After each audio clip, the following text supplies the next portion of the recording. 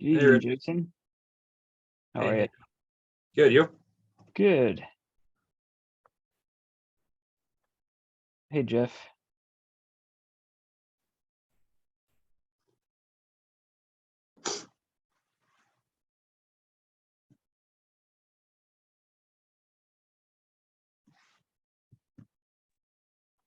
Hi, how are you? How's everything? Good. All right, so good evening, everybody. It's 7 p.m. Welcome. Oh, I have the wrong date here. Hold on.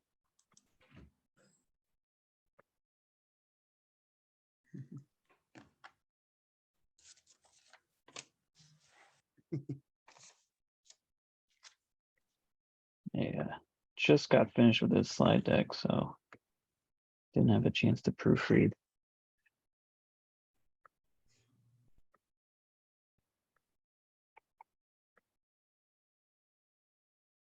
Okay, we'll get going here in just a second. You have some new typefaces, I see. Yes, freshened it up for the new year. Mhm.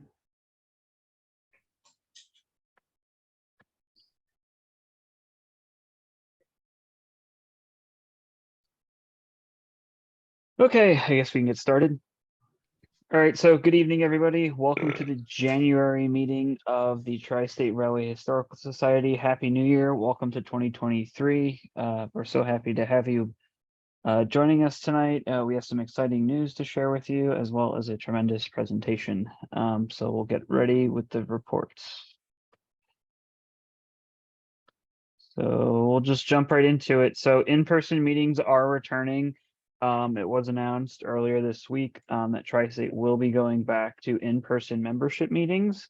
That does not mean that we won't be doing Zoom meetings. We're actually going to be doing both. So we're going to be offering both in-person and virtual options for all of our meetings. Our in-person meetings will be the second Thursdays, March through June, and September through December. We'll be taking a break in July and August. They'll be held at the Rainis Auditorium at St. Elizabeth University in Morristown, New Jersey. Doors will open at 7 o'clock each night that we have a meeting. The meeting will start promptly at 7:30, with the presentation probably beginning around 8 o'clock. So we signed an agreement with St. Elizabeth University to have these meetings there. We're so happy to be going there. The facility we'll be using is brand spanking new. It was renovated within the last year. Beautiful auditorium. It's got 90 seats. Handicap access is right next to the parking lot. It's very accessible.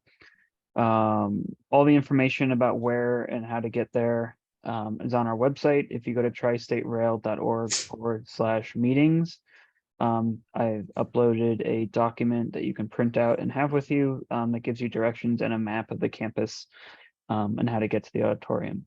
So we hope to see you come out. Hope to see everyone's smiling faces.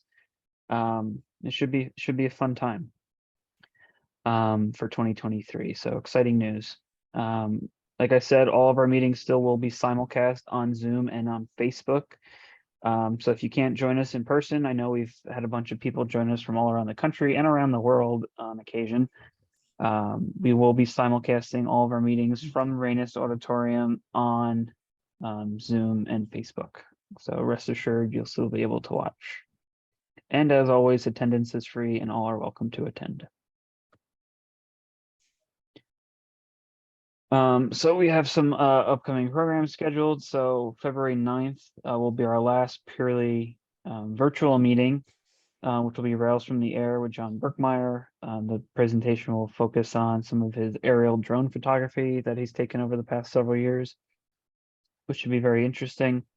And then March 9th for our very first in-person meeting since we had a couple, but our first in-person meeting at St. Elizabeth University will be Steve Barry, who will be giving us a look at his photography from 2022 and all the different happenings that happened around the country. So we're excited to have Steve back and kick off our stay at St. Elizabeth. As always, you can log on to tristaterail.org/meetings for presenter information, sign up for email blasts, and register for the virtual meetings. You don't have to register for the in-person ones. And as I said, there are directions on the website of how to get to the new location.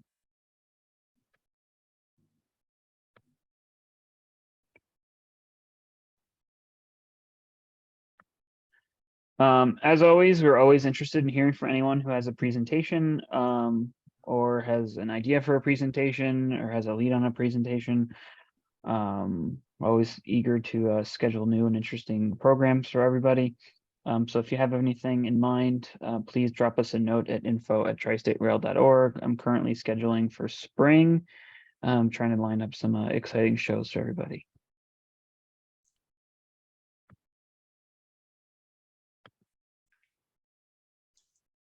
And as always, all of our presentations are recorded and made available on tristaterail.org/presentations. So if you miss us, they will be recorded and made available online.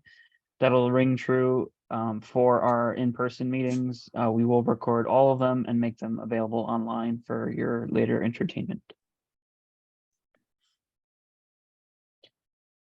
All right, and the President's Report. So Santa Train. Santa Train happened on December 10th of last year. It was very, very successful. We had a great day. We hosted over 2,500 people through the course of the day on 4 different train rides. Every kid got to meet with Santa, spend a little time with him, get a toy, get a candy cane, get a coloring book. So we're so pleased that this was the 30th anniversary of the first Santa Train that was held in 1992. So we're so pleased to still be able to do this. We thank our partners at New Jersey Transit for all their wonderful support this year. You know, NJTPD was there to help with parking lot logistics. You know, New Jersey Transit dropped off porta potties for us. Trainmaster was on site. We had staff down at Great Notch to help us service the train for any issues that arose. So just a great day and a great partnership between us, Tri-State, our more than 50 volunteers that came to support the train, and New Jersey Transit and their wonderful staff. So just a great day overall. It was a very successful day, both for the kids and our volunteers and New Jersey Transit, but also for Tri-State as a whole, because it is our largest annual fundraiser, and we are in a good position financially for 2023 because of the success of the Santa Train. So big a round of applause and thank you to everyone who helped to make it successful. And also thank you for New Jersey Transit for sending their heritage units. They were very nice. And we saw a lot of people along the tracks taking pictures like this one. So it was fun. All right, the next biggest event that's coming up is our Railroadiana sale on February 4th from 12 to 5 p.m. at Townley Presbyterian Church in Union, New Jersey. For those who remember, back in September of 2021, we had another sale there. So similar situation. A family whose father passed away had a very large collection of railroad books and memorabilia, and they opted to donate it to Tri-State. A lot of it is outside our scope, so we are retaining for our archives what we think is pertinent, but we are selling off the remainder at the sale, hoping to find good homes with people who will enjoy it, and also raise a little funds for Tri-State for the coming year. So it'll be a lot of fun, a lot of good deals to be had. We're also opening it up to other vendors. URHS will be there. They inherited a large collection of HO model trains and memorabilia, which they'll be selling as a fundraiser. The New York Society of Model Engineers will be there, as well as several other vendors. So there'll be a lot of good deals to be had, and we hope to see you there. We are open to volunteers. We need some folks to help man our tables for Tri-State. So if you're interested, please drop me an email. Otherwise, admission is free. We're there from 12 to 5. And we hope you find something you like. A plug for URHS, Hudson River Rail Excursions just announced their 2023 schedule. So there's going to be 48 opportunities to ride up and down the Hudson aboard New York Central Hickory Creek and New York Central Tavern Lounge car number 43. This is a huge hit for URHS, been covered by tons and tons of news outlets. Even today, I saw a nationwide news outlet post about the 2023 schedule. So tickets sell out fast. If you are interested, tickets do go on sale for regular trips on February 17th throughout the year. And then there's also going to be a Valentine's Day special that's going to be operating the 10th through the 14th of February, and tickets for that go on sale on January the 20th. And there's also going to be an overnight round trip from New York to Chicago to commemorate the 75th anniversary of the Hickory Creek and the 1948 iteration of the 20th Century Limited. There'll be an all-inclusive overnight round trip from New York to Chicago, on sale date to be announced, but you can find information about that at hudsonriverrail.com. Elections. If you are a dues paying tri-state member, you should have received your ballot by now. Please return that to us as soon as possible. It says current officers, but these are the folks who are on the ballot, except the ones with the asterisks. We are all running uncontested, but we do appreciate you returning your ballot along with your dues renewal as soon as possible. And once the elections are finalized, we do expect these to be your elected officers for 2023. And we would like to welcome Alan Sherrill as our new secretary for 2023. We are very happy to have him.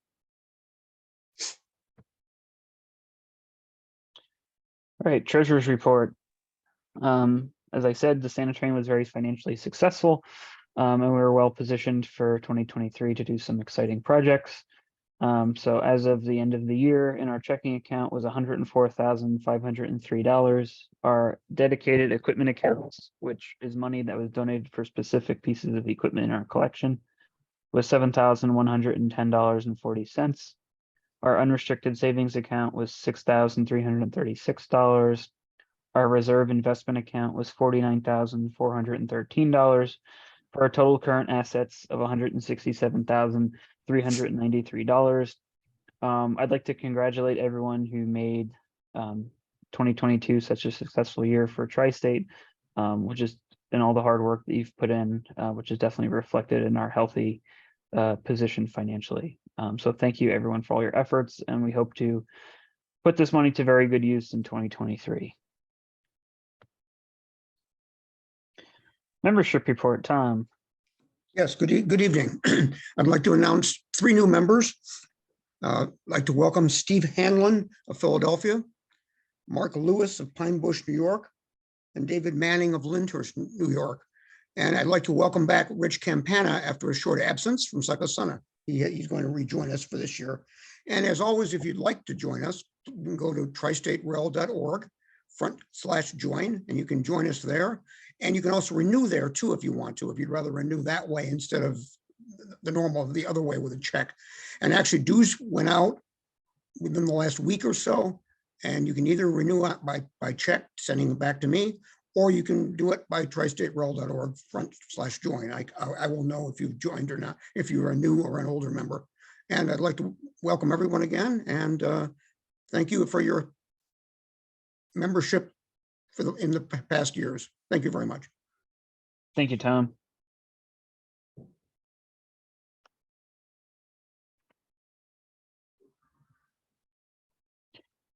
All right, newsletter. So it's no secret to us that we have had a lapse with the issuance of the newsletter. We do want to get it out to you as soon as possible. I can tell you with certainty that we do have a newsletter nearly complete, which will go out on February 1st for dues paying tri-state members. Our plan is to do in 2023 a bi-monthly newsletter. So all the even months on the first day of the month, you should be receiving a Iron Hills Express newsletter. So that should go out. The first one should go out February 1st. The next one will go out April 1st. And we will, if there's any other news in between there in the odd months, we will email that out separately. We are always looking for support and contributions to the newsletter. The society is what we make of it, as you all know.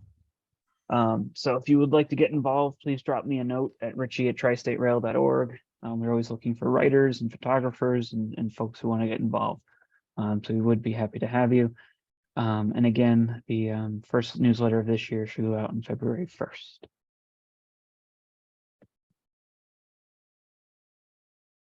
Okay, so we are at the end of the membership portion of the meeting. We have a great presentation here for you guys tonight, the Railroad of the Picatinny Arsenal, and also a coverage of the Wharton and Northern Railroad.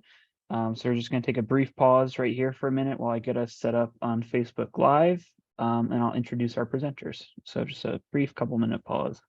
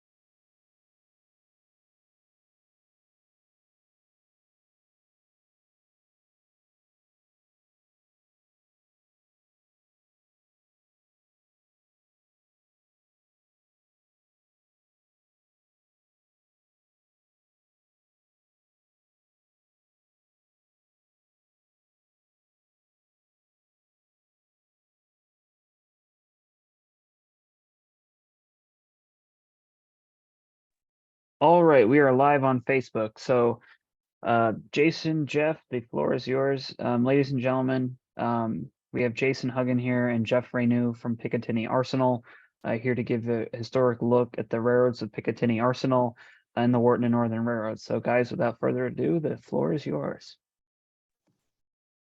Hey, welcome everyone. I'm going to try to share my screen the best I can.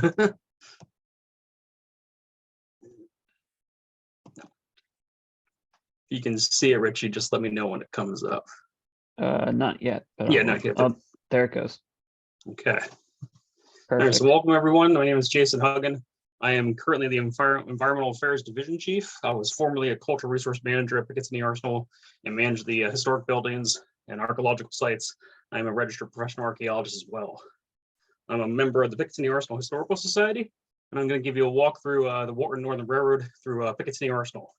And I will caveat with probably saying most of the people that are going to be listening tonight probably know more than I do on the Wharton Northern, but I'm going to do the best I can, what I have in our archives and what we have in our collections, and kind of show you a showcase of what we have here at Picatinny, what we have found over the years on the Wharton Northern.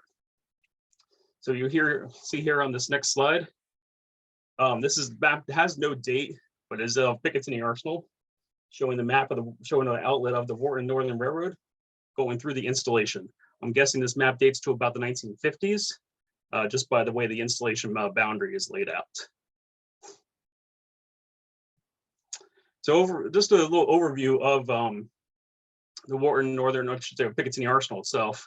Picatinny opened on 6 September 1880 as the Dover Powder Depot. It was also known as the U.S. Powder Depot and the Atlantic Powder Depot. The site was picked because it was rural, close to the rail and canal connections, and it had the hills. It was basically in a valley. But in 4 days later, it was changed to the Picatinny Powder Depot after a peak that was on the installation at Picatinny Lake that was also called Picatinny Peak. Now, actually, it looks like I have a spelling error on my part. They actually had two C's when it was first spelled as a Piccatinny, which is a Lenape word or a Native American word for rugged cliff by water or water by the hills. And basically, when you look at Picatinny Peak there, as you can tell from the postcard, that is the view that you get when you look at Picatinny Peak. They chose the name due to basically there was a medicine at the time called Dover's powder. And rather than confuse people what was going on at Picatinny Arsenal, they changed the name from Dover Powder Depot to Picatinny Powder Depot. And also, we are not located in Dover. We are, a few miles up north from that area. This slide here also shows this is from 20 May 1882. So this is before the Wharton Northern was granted to come through the installation. This is it basically says that an act to grant the rights of way for railroad purposes through the lands of the United States Powder Depot. It was a grant of 100 feet wide to the Central Railroad of New Jersey. Regulations for operating the road must be approved by the Secretary of War, and whenever such rights of way shall cease to be used for railroad purposes, the same shall revert to the United States. And then at the bottom it says, at present, the distance to the boundary line for the nearest railroad is over 3 miles, entailing additional expense upon the government for hauling. Both places depot and direct connection with all parts of the country. This is a map that we have in our collections. It says location of the Picatinny Powder Depot. You can see the 2 C's there spelled for Picatinny, and the railroad canal connections. It's kind of hard to see exactly where the arsenal is, but I did zoom in on the next map on the next slide. This map dates to 1883 of the Picatinny Powder Depot. And you can see, I'm not sure if you can see my cursor and you're not moving. You can see the Picatinny Powder Depot right here, in the center of the screen almost. So this is the act from Congress from 1886. I'm only going to read a certain sections of this. You can see sort of in the middle on the left, it does say the Picatinny Powder Depot near Dover in the state of New Jersey. As such, sidings, tracks, and switches and loading stations as may at any time be required by the Secretary of War should be promptly provided by said railroad company, and that such stoppage of trains and generally such facilities and privileges as that of the United States may desire for the shipment of materials of war and any time should be provided by said railroad company. Similar approval goes on to the next side of the slide. This was 2 acts of Congress that happened out in 1886. Road should be built and is now proposed to be built by the Morris County Railroad Company, subject only to the action of Congress in this matter. This is also a portion that we have in our collections of almost like a repeat of this, but it also goes into more detail. I think this is probably the second act that it was doing that they were doing in Congress for it. And the 4th bullet there says the use of the railroad for government handcars, tricycles, dummy engines shall be permitted by the railroad company for a reasonable consideration subject to the prescribed rules of the company for safety of persons and property.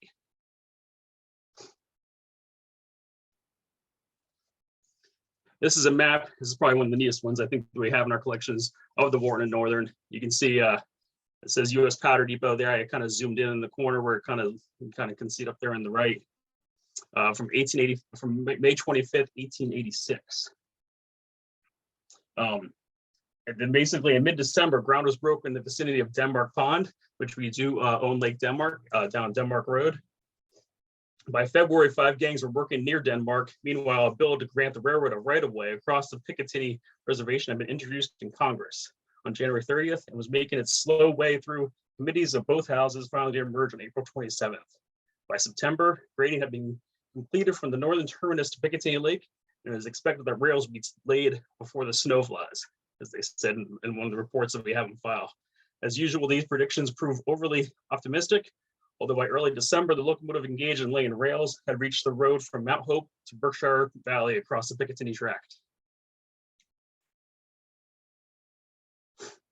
This map is from the Library of Congress. We had this on a report that we just had done on the Wharton and Northern, as we had it evaluated for the National Register of Historic Places. And this map is from 1887. It shows the detail with Jefferson and Rockaway, and as the Morris County Railroad traveled through. You don't really see Picatinny outlined in this map too much, if anything at all. You do see Lake Denmark there, if you can see my cursor, and Picatinny Lake right there as well.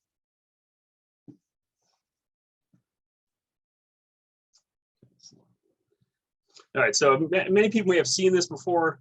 This is There's a high bridge branch fan trip from 1953. It's a little more, recent than some of the history I've been reviewing so far, but it does give a very good overview of the Wharton and Northern. I'm going to show it in the next 3 slides. The Wharton Northern was different than some of the railroads. It was not a canal feeder, but as a feeder to New Jersey Midland, northward and over the hills from Dover into the Wharton area. Joseph Wharton was a founder of the Bethlehem Iron Company, which was Bethlehem Steel, who had been interested in Morris County mining, joined the incorporators of the Morris County Railroad. And the Wharton Northern Road was primarily a bridge route between the Central and Susquehanna, has virtually no online traffic except from the huge federal government reservation on beautiful Lake Denmark. Early days, the reservation was regarded more as a problem than a source of revenue for as it went through the installation. It took 2 acts of Congress, and it was permitted. The route was selected by the government and made subject to change, as the Secretary of War might direct.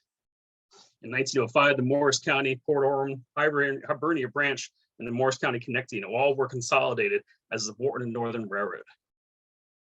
In 1918, with Picatinny Arsenal on the government reservation, working at all full capacity, turning out World War I munitions, the road was obliged to lay heavier rail and otherwise improve the track work. And you'll see later on as I go through the brief, we do have station remnants still in the arsenal as well.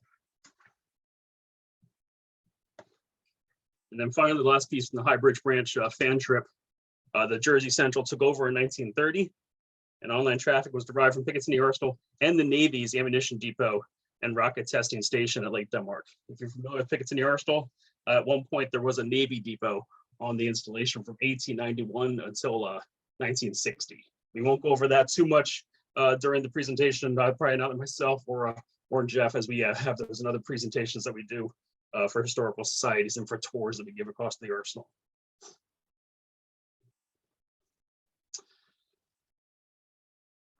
So slide 14 here shows the Wharton Northern Railroad was incorporated December 7th, 1905, had 20.576 miles of main track and 5.6 miles of yard tracks and sidings. The new railroad absorbed the Morris County Railroad, as I mentioned earlier, along with a few others, and also the Morris County Connecting Railroad. It had 5 steam locomotives and 23 freight cars. The railroad was controlled by the Wharton Steel Company, Southwest through Picatinny Arsenal, were connected to Delaware, Lackawanna, and Western Railroad at Lake Junction. The rates of use to the Wharton Depot.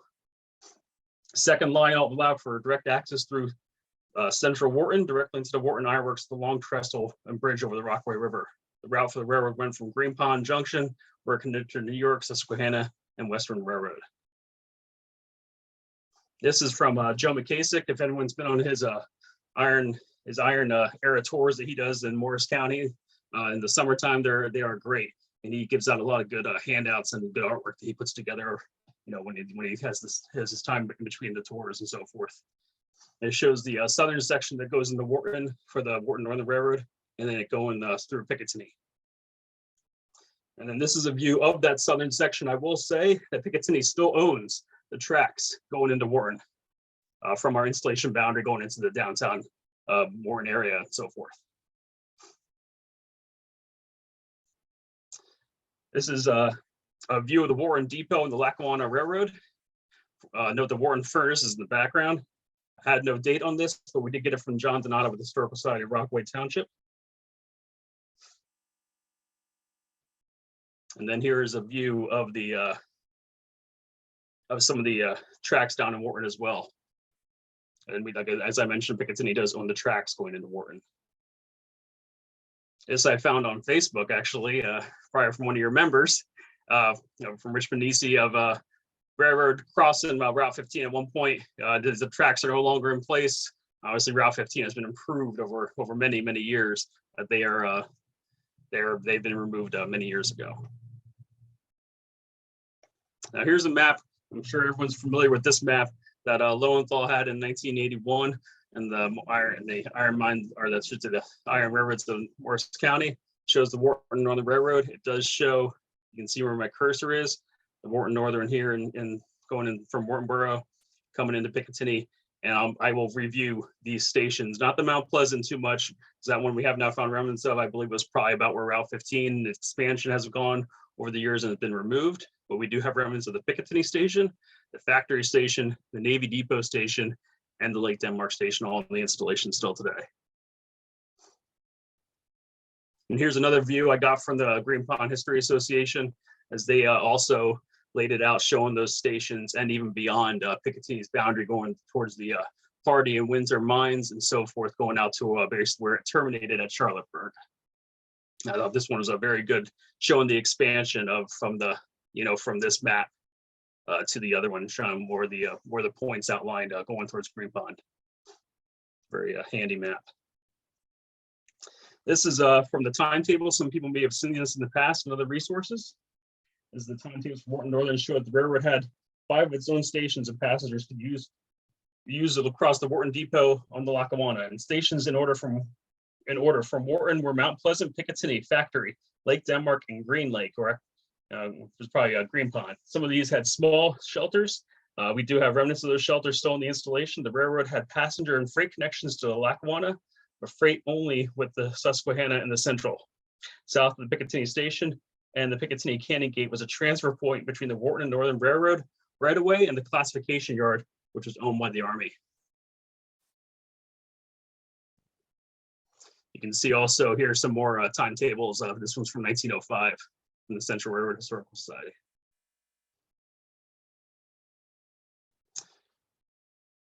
This is a slide in Lowenthal's report. This from 1918 to 1914. 1918, World War I brought increased business to the Wharton Northern. Both the Picatinny Arsenal war supplies and passenger sources. Gasoline for private automobiles was rationed. This is basically a card from 1913 that we have in our collections. You can see a safe transportation of explosive and other dangerous articles going through Picatinny. This is a photo in Jeff's collections of the one of the Wharton Railroads coming through the installation. You see the W, probably meaning for I would assume for Wharton there. After the armistice, passenger volume apparently remained high, and in January 1920, the Lackawanna and Wharton Northern Railroad collaborated in setting up a Picatinny special operating twice a day between Denville and Lake Denmark. Yet only 7 months later, Arsenal officials are exhorting their employees to use the special and leave their automobiles at home. Probably would do the same thing today if we had the train coming through the installation with COVID. We do have one of these tokens still in our collections. So it's Picatinny Zone 1 there. We have not found the map. I'm still looking for it. That shows what these zones were across the installation. For Zone 1, there was a Zone 2. We have seen a token on eBay for that one, but we did not get a chance to purchase it in time. And then there was also a Zone 3. We do have some commutation tickets there also in our collections. You can see they're pictured in the background. This is a map that we have showing the right-of-way as it comes through the installation. And you can see also here about where the Wharton Northern Railroad right-of-way 100 feet right-of-way expanded up the hill a little bit. And I will show you a corner mark that we still have on the property, a stone monument from that corner mark of that little corner. You can see my cursor right there. We do still have the bridge going over Green Pond Brook on the installation. You can see the railroad bridge and the railroad tracks there in the woods about this section of the installation, kind of past our ball fields and so forth. But basically, this was an area through what we call Spicertown. It was an area that Picatinny's always owned the road going into the installation since 1880. But we did not purchase the woods on both sides of the road until 1941. We purchased Spicertown. It expanded about 1.5 miles from the Canning Gate to the main gate. As mentioned, we purchased the wooded areas along Parker Road, which is historically known as U.S. Government Road. Picatinny absorbed Spicertown, which is an unincorporated village of Rockaway Township. It started about 1850s, 1860s, or so forth. Started by Lewis Spicer and grew over time as his son started to own the land, and he sold off other tracts. You can see each tract that was laid out throughout Spicertown there through those numbers, and Picatinny purchased all those in 1941 and expanded.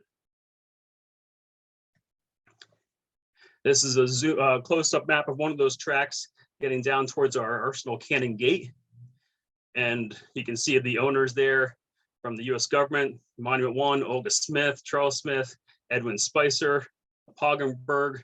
We do have that Poggenberg Foundation still in the installation as a potential archaeological site.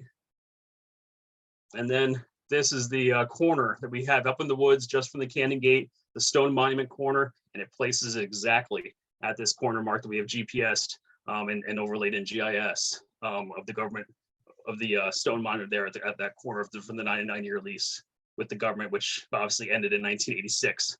And they ended 99 years from 1887 to 1986.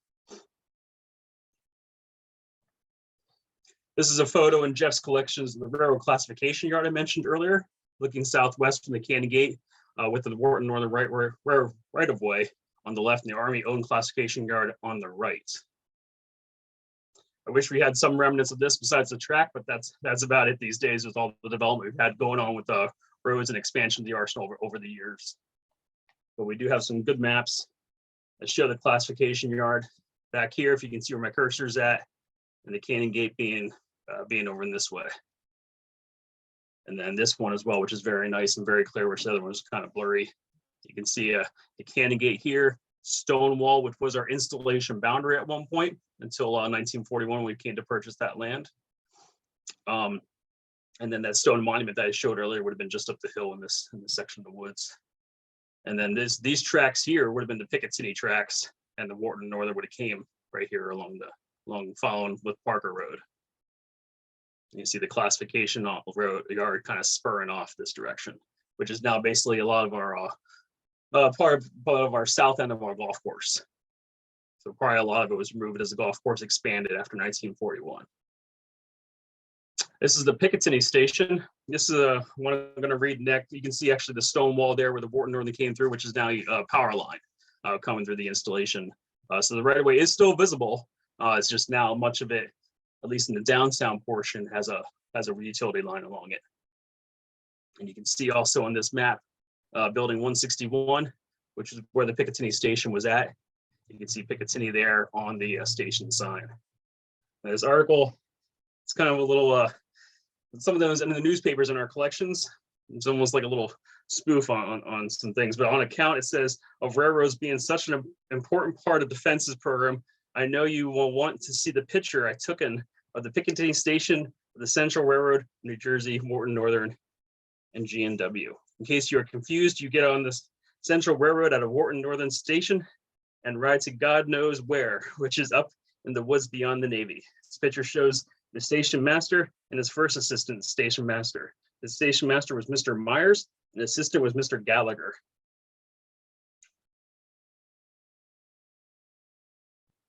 This also is another map similar to the other one before, showing the Picatinny station, along with one here. Now, the station is only visible these days by a foundation that's left there.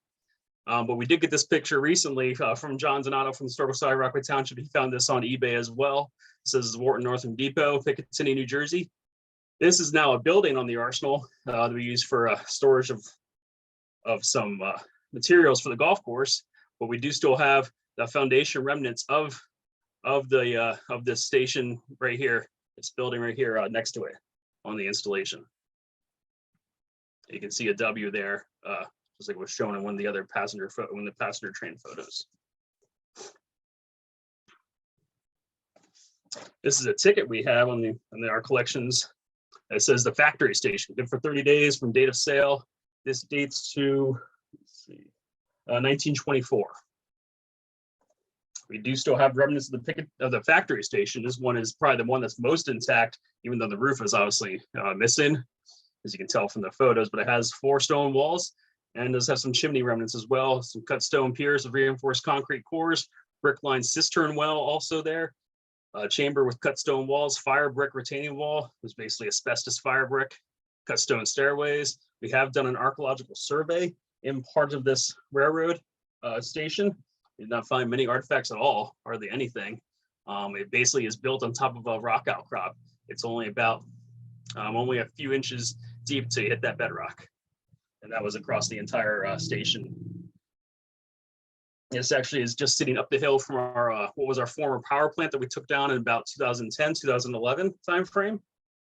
And this was still used by Picatinny up until about the 1920s. It may have stopped being used after the 1926 explosion, which happened just up the hill from this area. And there was also a telegraph station likely adjacent to it, as we have found signage during an archaeological survey of that telegraph station that said it was a telegraph station. This I also found on Facebook. It mentions Lake Denmark, New Jersey Naval Ammunition Depot, railroad freight stations, and the Wharton Northern Railroad and Lake Denmark adjacent, which is adjacent to the depot. So not much is left from the Navy Depot's gate, or I should say the Navy Depot station. You can see a dry laid stone retaining wall there in the woods. There is some hollow clay tile remnants. You can kind of see in the photo there, if you can see where my cursor is at. That may be some station remnants, but it's also hard to tell if that may be station remnants or from an adjacent magazine that may have had a fire and blown up that day during the explosion. This is just outside one of our buildings up on Navy Hill. That's all we had left from the Northern Railroad at the Lake Denmark Naval Ammunition Depot. Much of it was probably destroyed during this 1926 explosion. This is a good away from the stations for a slide or two. This is actually in the 900 area on the arsenal with a stone culvert, or I should say, that we have for the Green Pond Brook. We do have a couple of these on the arsenal. This one is very, very nicely intact, along with this post for the mile marker 9 through the 900 area. And I visited this probably about almost 10 years ago. I haven't gone back to see if it's still standing, but it probably is, because not many people go back in this section of the woods. You can walk almost on the entire Wharton and Northern through the installation if you know how to get around the fence lines. If you can get through the woods itself too, you can pretty much walk the majority of it. And then you can see the Wharton Northern on this map. Here's some of the Picatinny spurs in the 900 area. And I will say that this area that has been spurred off here with lots of railroad tracks is an area that we have of a lot of railroad ties basically dumped in that section from what we have done from demolition of the rail over the years. Probably just not only a Picatinny rail, but probably some of it may be Wharton Northern rails as well. The wooden ties themselves should stay in there. So Lake Denmark. This is probably one of the most fascinating areas of Wharton Northern we have on the installation, as a lot of it is still intact, at least in the sense of adjacent archaeological finds. You can see some of the adjacent buildings that would have been there at the time of this map. This map, I believe, probably dates to about early 1900s. So the new Morris County Railroad seems to be opening new summer resorts along its route. This was a handsome depot erected at Lake Denmark, together with a general store and a roundhouse. 10 fishing boats were being built and will be finished this month. This is from 1887 from the Jerseyman from July 15th. So if you're familiar with Lake Denmark, there was the Lake Denmark Forge out there during the Revolutionary War, but after Jacob Ford took ownership of the Burnt Meadow Brook with Denmark Forge, he called it John Harriman's Iron Works. In 1801, David Ford advertised a valuable site for a forge with 200 to 300 acres of woodland adjoining. In 1806, it was sold to Benjamin Holloway, who built the last forge at the site. After this, in 1849, the property came into possession of William Wood and Theodore Little from the sheriff at the time. They conveyed it to Edward Biddle, who was then the owner of Mount Hope in 1853. Again, by sheriff in 1856, the property was conveyed to Charles Penrose and ultimately by deed to Ernest Fiedler in 1858. Following Fiedler's death, the tract was subdivided, with the northwestern portion going to the Chester Iron Company in July 1878. The southern portion, including the upper end to the Middle Forge, of the Middle Forge tract to the government in 1879 to 1880 for the original purchase of the site of Picatinny, and finally at the lake section to the Denmark Water, Power, and Iron Company, which is a Kentucky corporation owned by a gentleman named Edwin Merritt, including a grant and mortgage in December of 1892. Picatinny ultimately came to own Lake Denmark in 1936 after flooding became a major concern to the arsenal downstream of Picatinny Lake and beyond. Basically, Picatinny and the government would be able to control both waterways from Lake Denmark to Picatinny in the event of a flood, and not have it flood out the downtown area without owning and being able to control both bodies of water. And documenting this vicinity of this feeder and wood forge related structures, we have documented at least five foundations, 1 railroad stop, and hundreds of artifacts relating to the forge, the railroad, and the Merritt Hotel. You can see some foundation remnants of the railroad station right there, along with the water pipe coming out from an old cistern that's up the hill off the site, and some wooden ties there, some railroad foundation remnants, and a little spur coming off of the Wharton Northern from going to the Picatinny rail as well. Here is a map. It's kind of hard to tell, but it definitely does show you a lot of foundations, artifacts, coal and shell scatters, burned brick, and so forth. Basically, the Wharton, the hotel there that Edwin Merritt had did burn down shortly after it was opened from a candle fire. And he did not rebuild the same site. He rebuilt down the road a little further. But we do have a lot of the foundations still left out in the woods in this area. This is from the view of the railroad station from 1916. I have an arrow showing exactly where the station was, and that's the remnants that we had shown on the last slide. This is from, I'll mention it in a couple slides, from a movie called His Picture in the Papers that was filmed in 1916 throughout the area. These are pictures from the artifacts we have found in that area. The plate and the soap dish are from the Maddock and Company. It's ironstone china, dates to about the late 1800s, along with the tobacco pipe that dates to circa 1900. And probably the most unique artifact we found there was a Civil War, I'm not French, so I may mispronounce this, but Lafayette pinfire revolver in very, very good condition. Found basically, we had 3 trees turned up from Hurricane Sandy, and we found this just underneath one of those trees that got turned up. It actually fell out while I was taking my lunch break, and I came back and there it was. It must have been shaken out while I was kind of messing with that tree and getting some of the soil to be exposed. Very, very, very good condition. Probably likely came into, if it was Merritt's revolver, probably came into his possession from an auction that the government would have had, as this Picatinny was not a site of any Civil War battles. So this shows the Lakeside Hotel, which was the second hotel by Edwin Merritt, built about 1905, and was being maintained by a gentleman named Frank Class.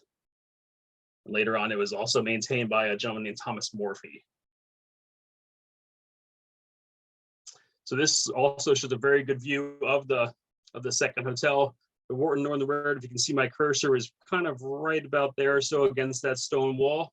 Going along Lake Denmark, you can see some fishing boats there.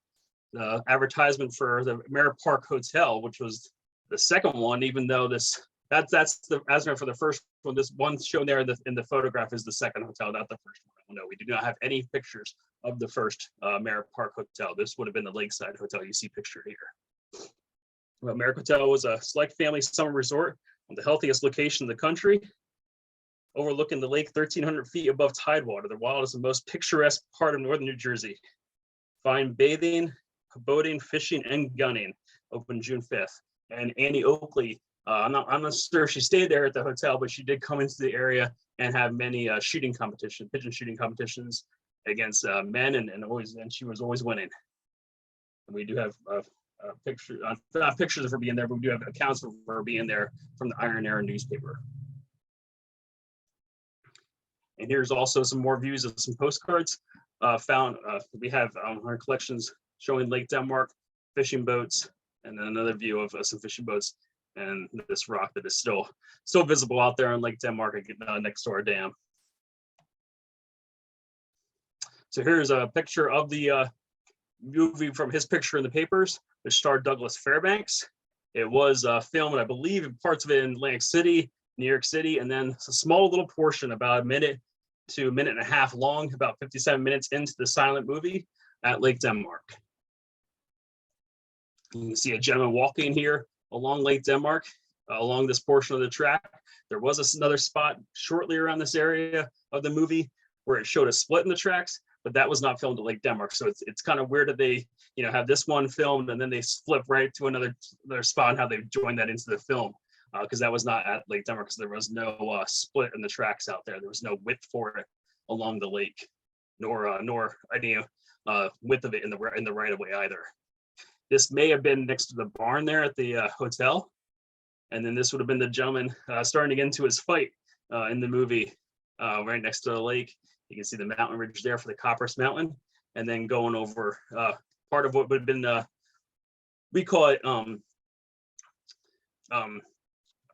Lake Denmark, but it's also one of our Gravel Cove Dam, I think, as it goes over the railroad tracks that it built up dam, kind of splitting up the lake that we have today. You can see this is a property map from 1943 of Picatinny's purchase of this area of Lake Denmark. See Picatinny Arsenal on one side, Elizabeth M. Kitchell on the other side, the Coghill Iron Company, and the Wharton Northern Railroad going through the property. And this would have been the section we just showed in that one picture of the water on the along the Wharton Northern. These are some photos from about 1943 when Picatinny and was starting to become into ownership of this area. You can see the first one of the first dams that we had on Lake Denmark, a stone dam there with a gentleman standing overlooking it. And further down from that, just a little bit, was a much larger stone dam, probably put in place during the Revolution and into the 1800s for the Denmark Forge. We do have some stone remnants of the Denmark Forge itself. The forge was still standing at about 1943, but for whatever reason, the installation did knock it down. Jeff does have photos of it in his collections, but I don't think he'll be showing it during his presentation.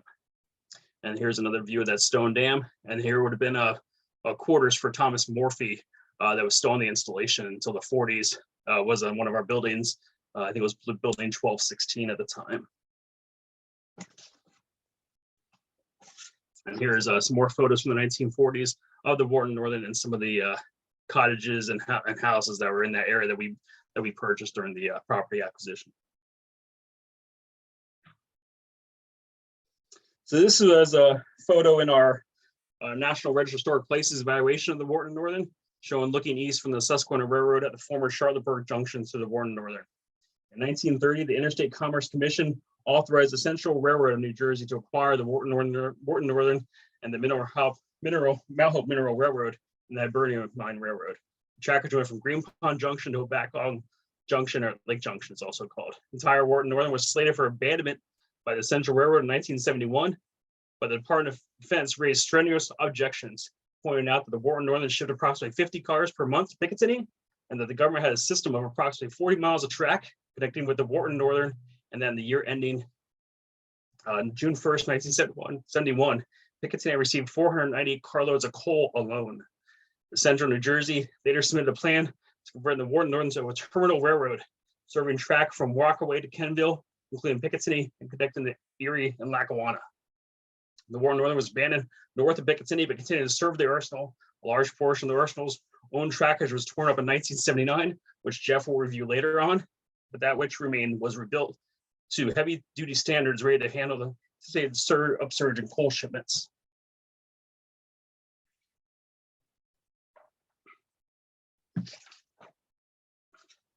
This is a pretty unique poem that I found on Facebook that is in the Wharton Library of the Wharton Northern Railroad.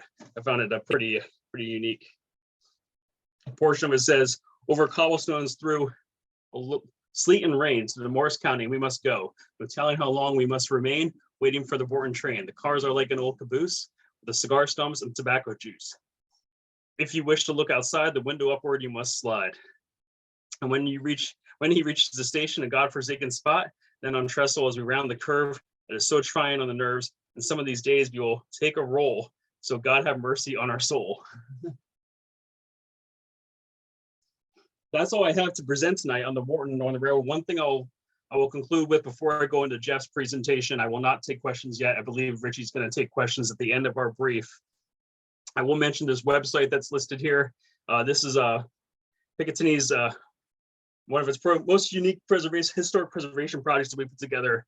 Was a historic narrative of our historic districts on the installation. And rather than doing a historic American building survey and a Habs hair or architectural engineering record, we did a website of documenting our historic districts as we were proceeding to knock down 33 historic buildings across the installation. We still use the historic district website for additional demolition that we do plan, that we did just complete last year in the 1500 area. And we are, it's going to be something that grows, and as we do still, work to clean up old buildings that we can no longer use due to our mission changing and so forth, and obviously due to contamination that may be present within them, not just from asbestos, but also lead-based paint. So we worked to expand the installation.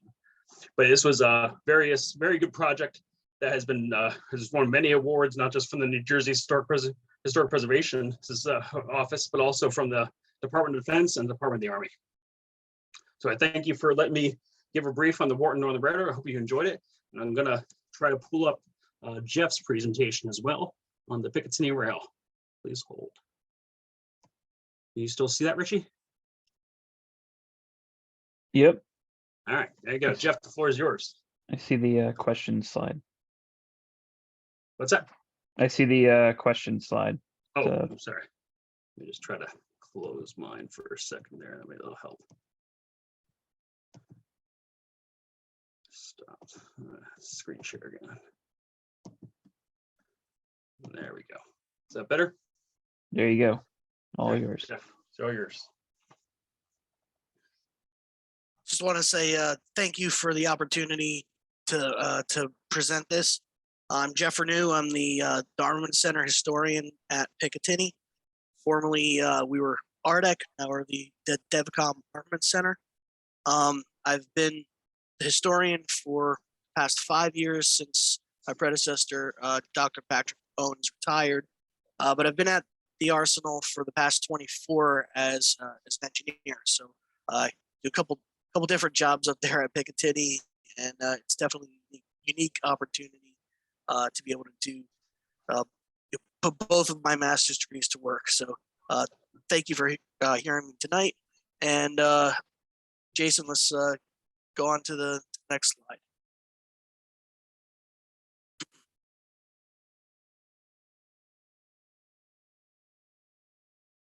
Okay, basically, Jason gave you an overview of how Picatinny connect to the outside world via rail. I'm going to give you an overview of the internal rail system at Picatinny Arsenal. Now, here we have a timeline, a timeline of Picatinny Arsenal railroads. 1886, Morris County Railroad received the authorization from the U.S. government for the right-of-way across Picatinny property. By 1902 to 1904, the first railroad track was installed on Picatinny property. Approximately 2,000 linear feet of 85 by 100 at 100-pound track was installed.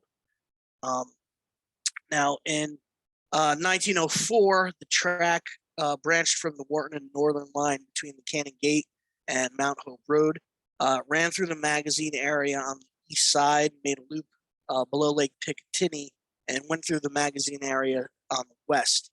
The original plan was to extend out to Green Pond Mountain to where there was a rock crushing plant, but Major Mitchum, who was our commander, found that we didn't have the resources to extend that far. So about 2 miles of track was installed, would have required another mile and a half track to extend out to Green Pond Mountain. 1917, 1942, the installation had approximately 22 miles of 67.5-pound track.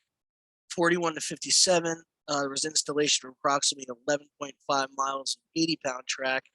And in 1976, 12.7 miles were demolished by the New York District Corps of Engineers.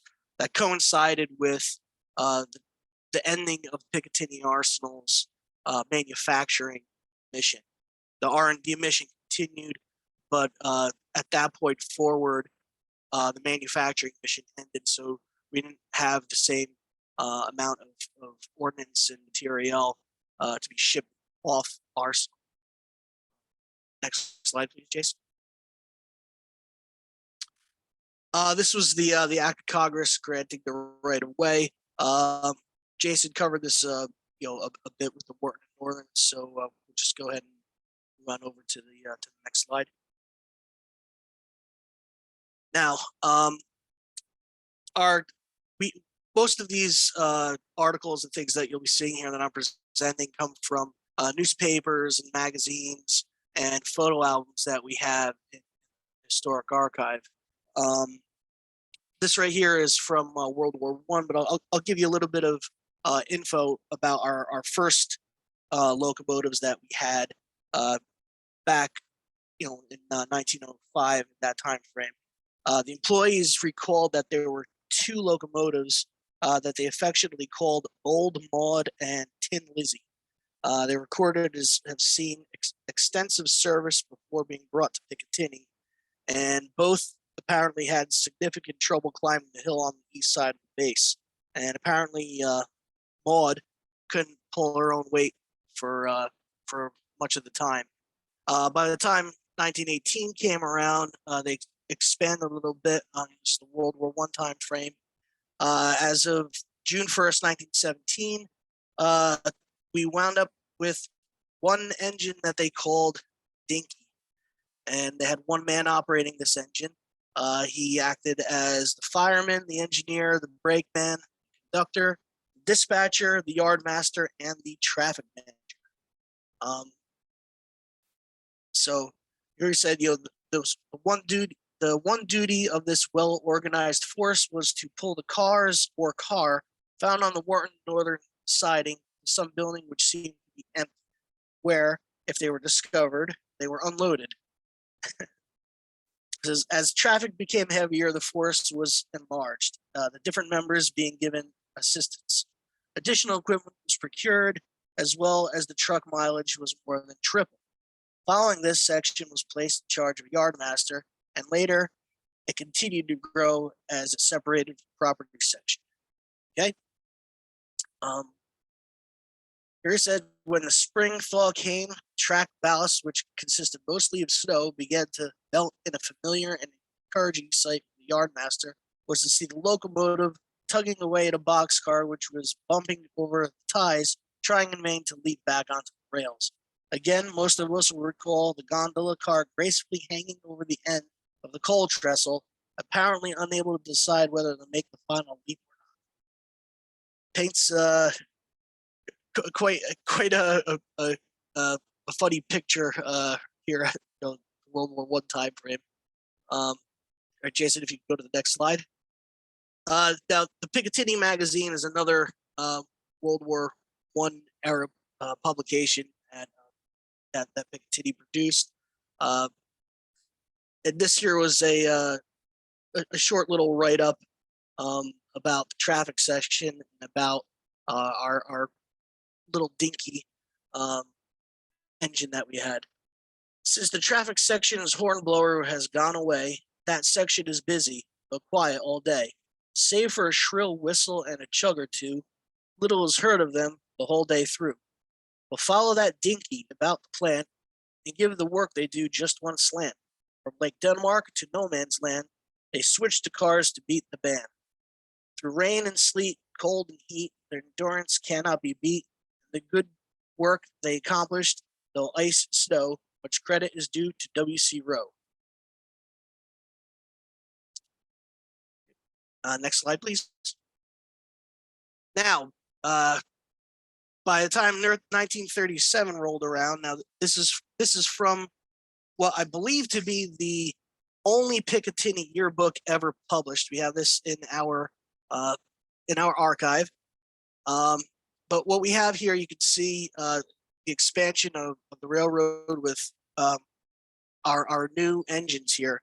In 1937, the railroad expanded to 25 miles of track internally. We had 5 steam locomotives, 2 gas electric locomotives, 43 freight cars, 12 gondolas, 17 flat cars, 4 giant steam cranes, and the all-important snowplow. Gas electric locomotives were, you can see right here, they were described as resembling something like a cross between a tractor, a cheese box on wheels, and a Buck Rogers plaything. Next slide, please.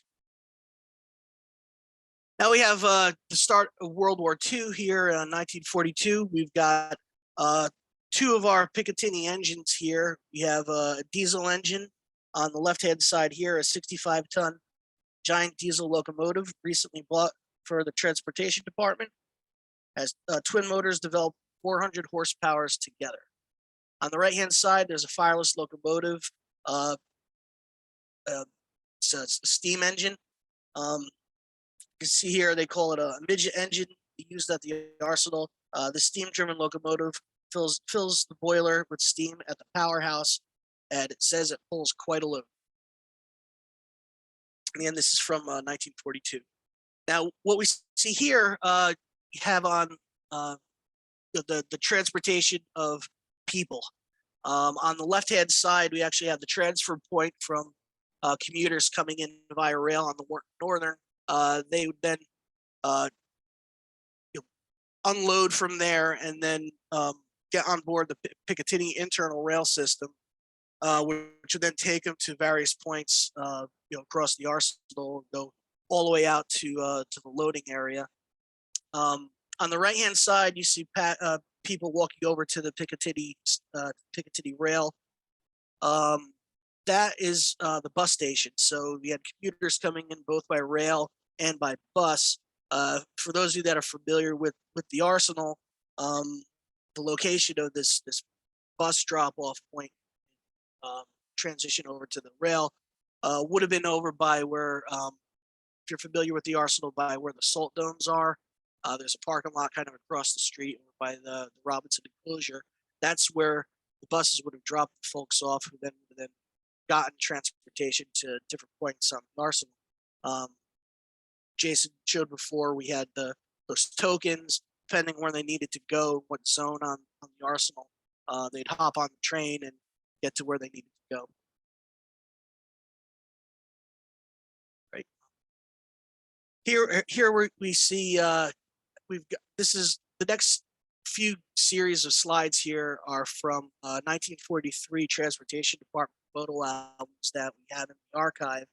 We have another photo here of the 65-ton diesel electric locomotive in arsenal service.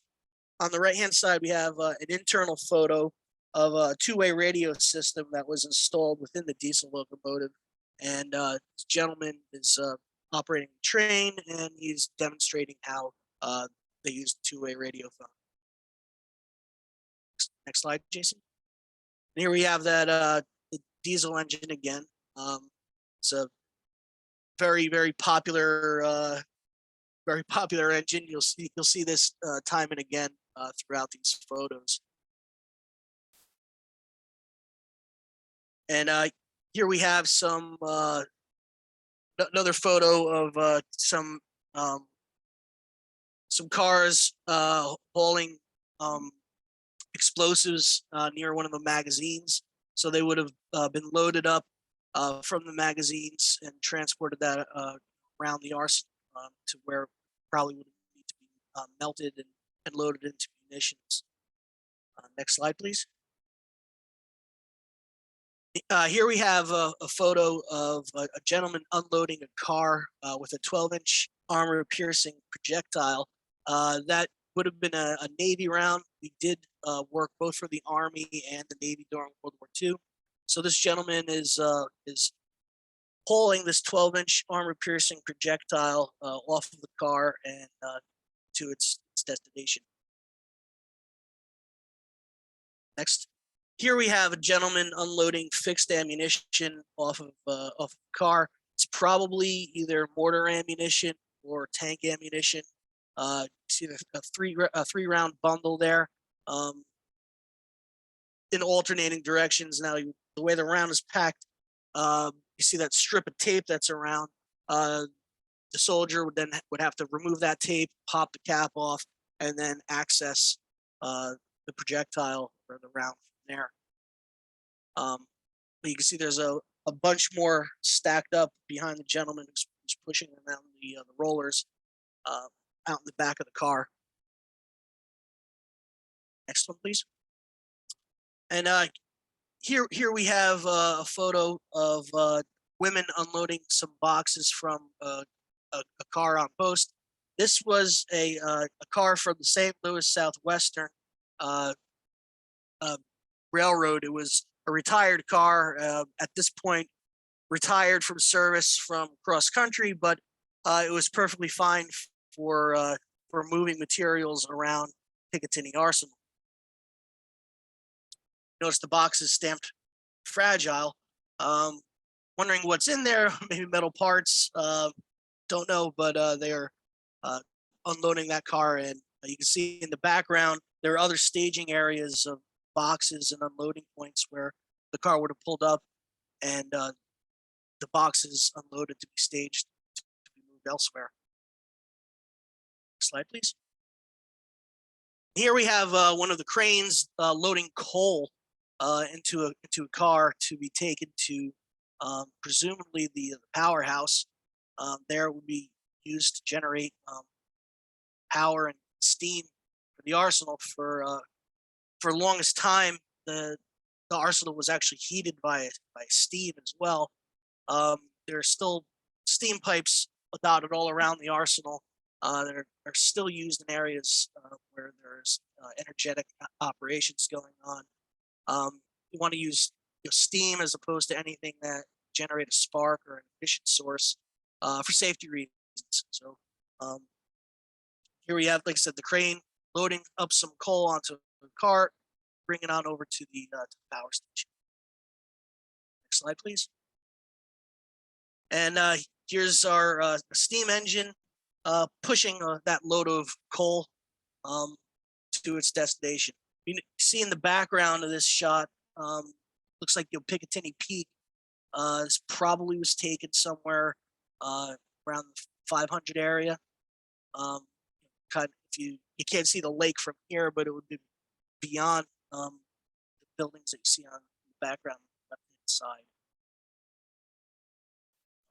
Next slide, please.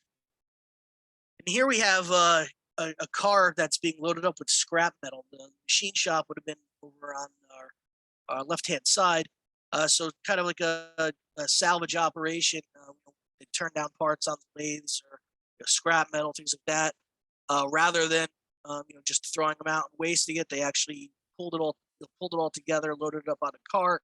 So this material could then be taken off the arsenal and reused for other purposes, whether that be for making more shells, whether that be for metal plates, armor plates, whichever. But like I said, rather than being wasteful at this time, when you hear so much about rationing, victory gardens and ration booklets and things, very much conscious of making use out of every bit of scrap metal that you could.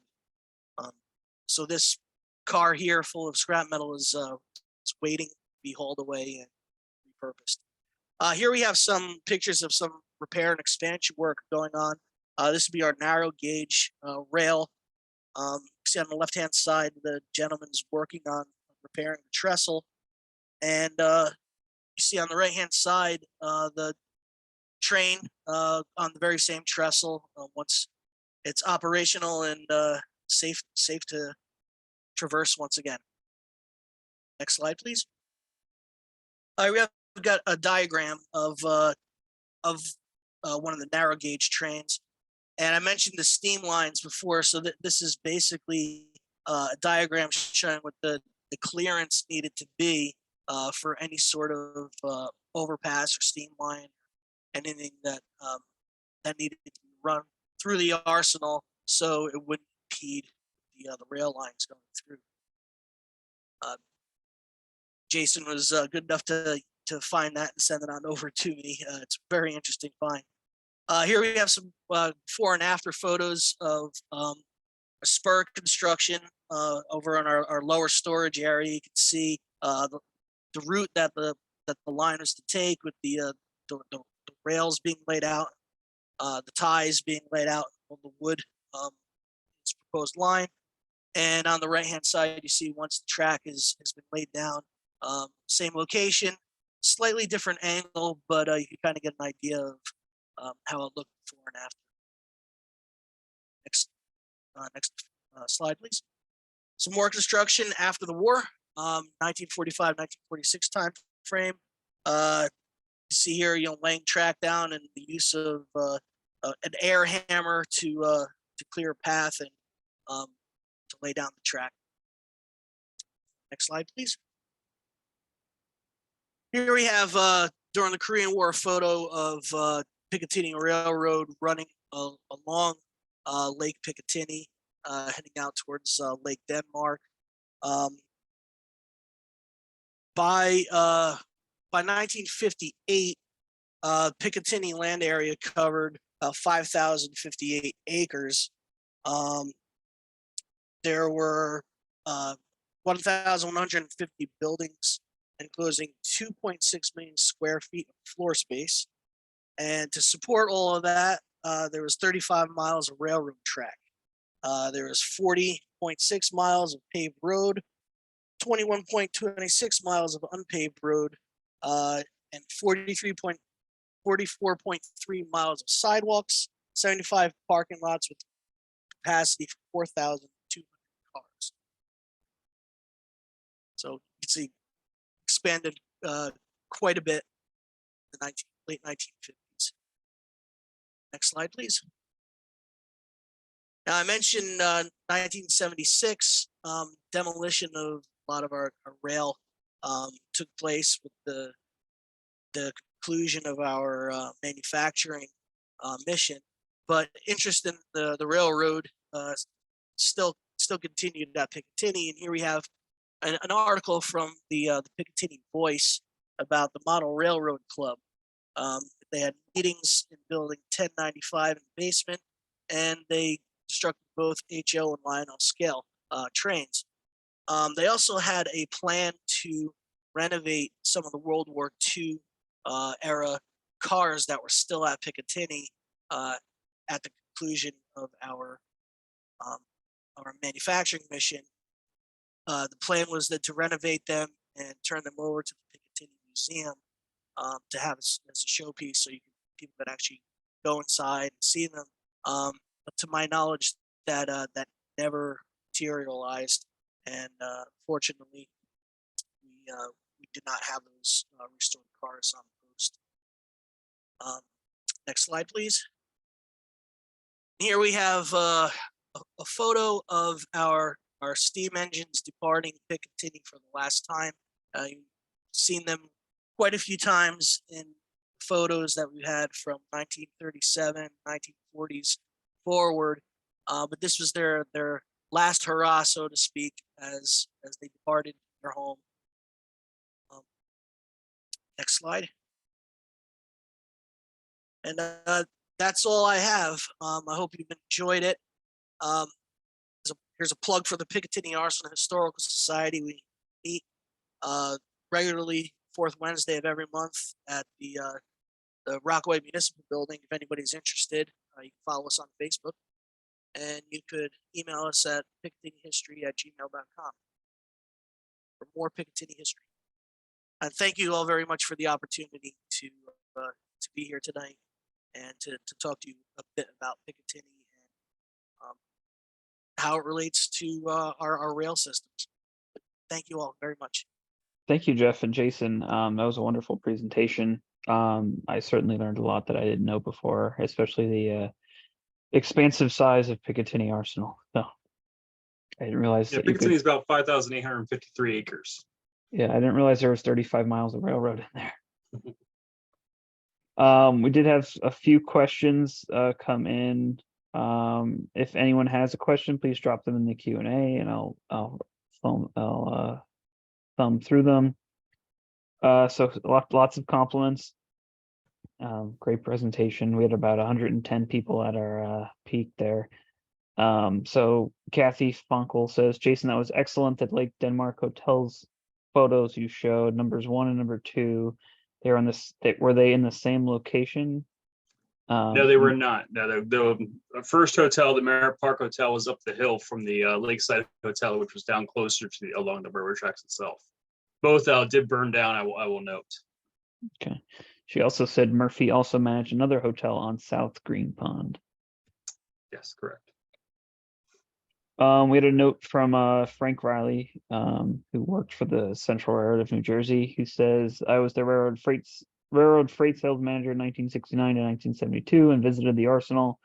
Can you tell us about the extensive narrow gauge railroad on the property, which I believe you touched on, but if you guys want to expand on that anymore. About Jeff, the I'll narrow let you. gauge rail. Yeah, I had a couple photos of the narrow gauge presentation. It was primarily used to transport material between buildings, between manufacturing facilities and magazines on post. Cool. Is there anything specific? He didn't ask anything specific, but he also added in here. He had arranged for a railroad tour by train on the standard gauge lines in the mid-70s. We had 2 open flat cars with benches and it rained all day, but we still loved it. My records as sales manager show inbound and outbound freight carloads at Picatinny. We had 2 consignees at Picatinny Arsenal, 44 outbound loads in 71 and 288 inbound. Mostly soft coal. Cool. Would have loved to have seen that. Yeah, definitely. Is research and development still occurring at Picatinny? Yes, that's our primary mission. Like I said, the manufacturing mission ended in 1977, but research and development has continued throughout. So we're primarily an engineering and research and development outfit. Okay. We still have prototyping capabilities and pilot plant capabilities, but full scale production to support war efforts or things like that. That's all been moved elsewhere. Okay. Liz Holsta asked, when did the Wharton and Northern first go through Lake Denmark? What year did it stop going through there?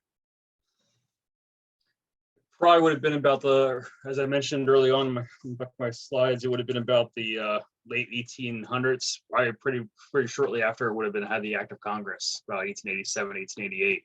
And what was the second part of that from Liz? What year did it stop going through Lake Denmark? It probably would have been, I would suspect, probably in the 40s when Picatinny started to own that area, but it could have been all the way up to the 70s, but I would suspect it probably would have been shortly after Picatinny owned it. Not only did Picatinny own part of that area, but also did the Navy, as they had their portion of the installation out that way for the Naval Air Rocket Test Station that was out there in the 1940s, where they tested many rocket engines from Okay. reaction motors. What year did the first Merritt Park Hotel burn down? I don't have my Iron Air articles in front of me, but I knew it was about the 1890s. Okay.